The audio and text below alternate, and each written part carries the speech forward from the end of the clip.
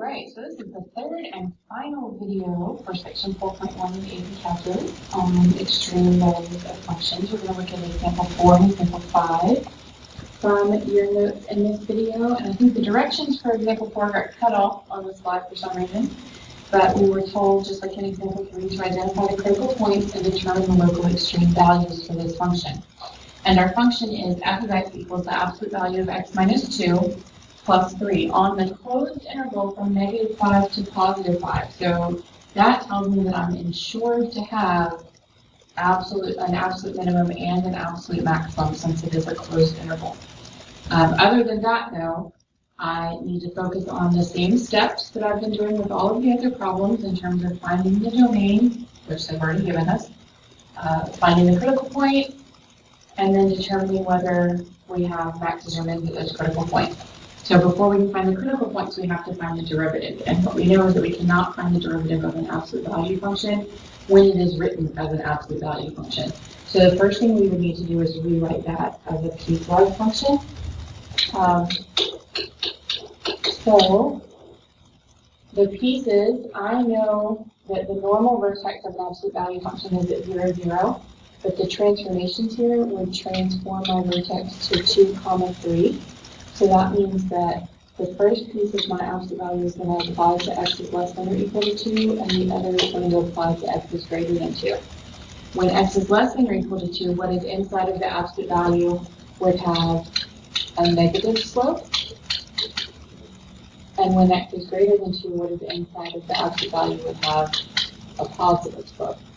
So that ends up simplifying to negative x, and then positive 2 plus 3 would be plus 5 for x is less than 2, and then x plus 1 for x is greater than 2. So that's my original function. So my derivative then, the derivative of the first piece would be negative 1 for x is less than 2, and positive 1 for x is greater than 2. So just as in example 3, that was a piecewise function, this would be continuous at 2 because it's an absolute value. However, it's not going to be differentiable at 2 because the slope from the left would be negative 1 and the slope from the right would be positive 1. We would have a corner there at that vertex. So therefore, I already know that I have a critical point at x equals 2. Other critical points are going to occur whenever the derivative equals 0 or any other places where it just does not exist. Well, looking at f prime of x is never going to equal 0 because it's always either negative 1 or positive 1. Therefore, my only critical point is at x equals 2. However, when checking for maxes or mins, I would need to evaluate the function at the critical point, but I also need to evaluate it at the end point since this is a closed domain interval. So for f of 2, that would be the absolute value of 2 minus 2 plus 3, so we would end up with 3. For negative 5, we would have the absolute value of negative 5 minus 2 plus 3, so that would become positive 7 plus 3 is 10. And then positive 5 minus 2 plus 3. So 5 minus 2 is 3, plus 3 is going to give me a 6. So visually, okay, so if you think about this on a graph, we would have a point at, I'm just going to kind of roughly sketch it here. I would have a point at negative 5, 10, and then I would have a point at 2, 3, and then I would have a point at 5, 6. So it would look like that. So what that means is that I have an absolute minimum at 2, 3, and then I have an absolute maximum at negative 5, 10, and a local or a relative maximum at 5, 6. So that's how you would classify those three. And it really does help to kind of sketch the graph out so that you can visualize where exactly they are located in terms of whether it would be an absolute or a relative when you're trying to classify those maximums and minimums there. All right, so that wraps up example 4. And now we come to example 5. Same directions, just a different type of function. And this should actually say equals. So we have the function y equals x to the 2/3 times x squared minus 4. Now I'm actually going to go ahead and distribute that because I think it'll make it easier for me in doing the derivative, because then I could just use power rule all the way through instead of product rule. So when we're multiplying x to the 2/3 times x to the second, we would add those exponents. So 2 is like a 6/3. 2/3 plus 6/3 is 8/3. And then we have minus 4 x to the 2/3. In terms of domain, you could substitute any value of x into that function, positive, negative, decimal, square root, 0, anything, and get an answer out of it. So there are no domain restrictions here. So then we just jump straight into finding the derivative. So power rule, we would get 8/3, x to the 8/3 minus 3/3 is 5/3. And then when we bring the 2/3 in front, that also becomes an 8/3. 2/3 minus 3/3 is negative 1/3. So that becomes 8/3 x to the 5/3 minus 8 over 3 times the cube root of x. All right, so remember we're looking for two things. When does that equal 0 and when does that not exist? So if I set it equal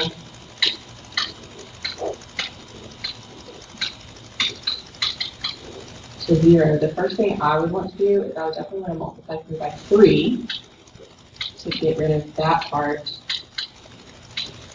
of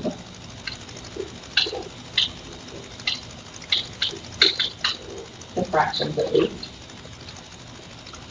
And then to solve that, I would then take the 8 over x, or 8 over the cube root of x, and move it to the other side. And you know what? I think I'm going to change that to an x to the 1/3 because that'll make it easier for my next step. So this is kind of like an 8x to the 5/3 over 1. So we could cross multiply that. When we do that, x to the 5/3 is going to get multiplied by x to the 1/3. So we would add those exponents together and get 6/3, which is a 2. And look at that. Isn't that nice now? Divide both sides by 8. And so we get x equals plus or minus 1. So that's some of our critical points. X equals plus or minus 1. Now they're also going to occur where the derivative does not exist. So going back up here to the equation of the derivative, the only thing I noticed is the denominator of the 3 cube root of x. The other denominator is always going to be a 3. But whenever this denominator would equal 0, that would be a place where our derivative would fail to exist. So that would be at x equals 0. Now at this point, this is where we need to then create our sign line. And remember, the only things that we put on it are the critical points that we come up with. So in this case, that would be -1, 0, and +1. And this is a sign line for y prime. So then you're going to evaluate y prime in each of the 4 intervals of this number line. So the first interval, for example, we could use -2. In the second interval, we could use -1/2. In the third, we could do +1/2, y prime. And in the fourth, we could do +2 if we wanted to. So we could take all 4 of those. You don't have to choose those 4 numbers. It could be any number in that interval. And if you get a positive answer, that means that any number in that interval would have given you a positive answer or a negative answer. So I will go ahead and tell you that through the substitution there, you will get negative, positive, negative, positive. So that tells me that the graph of my original function decreases, increases, decreases, increases. Now I don't know that it decreases or increases to the same height. So what I have confirmed though is that those 3 critical points, -1, 0, and +1, do actually create mins or maxes. I can tell that I have minimums when x is -1 and another one when x is +1. And I can tell that I have a maximum when x is 0. And I also know that this maximum is going to have to be a local or a relative maximum because the ends of my graph continue to rise, and so they would rise up to positive infinity. So that maximum is definitely relative. In terms of the min, they may both be absolute minimums if they have the same y value, or one may be an absolute and the other is a relative if one is lower, has a lower y value than the other.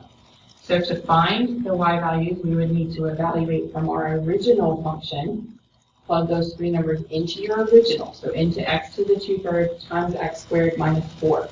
When you do that, -1 gives you -3. +1 also gives you -3, so that's how we these are at the same y value. And from the little sketch I drew up here, those y values are the lowest possible points on the graph, so they are absolute minimum. And then the y value when we substitute 0 into the original function is 0. So we have a relative max at 0, 0, absolute min at -1, -3, and another absolute min at +1, -3. All right, so you have 3 AP practice problems below these. I want you to give them a try, and we can discuss them when I'm next.